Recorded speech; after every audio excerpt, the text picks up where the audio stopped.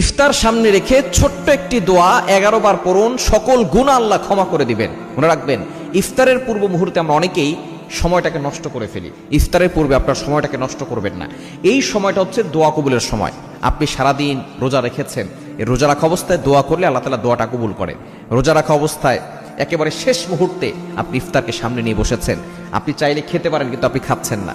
আপনার গলা তৃষ্ণার্ত অবস্থায় আছে, আপনার পেট ক্ষুধার্ত অবস্থায় আছে, কিন্তু আপনার সামনে ইফতার আছে, বিভিন্ন রকমের আইটেম আছে, ঠান্ডা পানি আছে, শরবত আছে, কয়েক ধরনের খাবার আছে, কিন্তু আপনি কোনো খাবার খাচ্ছেন না। আল্লাহ তাআলা ফেরেশতাদেরকে ডাক দিয়ে বলে, ও আমার ফেরেশতারা, এই বান্দা খাচ্ছে না কেন? ফেরেশতারা বলে, আল্লাহ, সে তোমার অনুমতির অপেক্ষায় আছে, যখনই অনুমতি আসবে তখনই সে খাবে। তখন আল্লাহ বলে, ফেরেশতারা, এই বান্দা কি আমাকে দেখছে?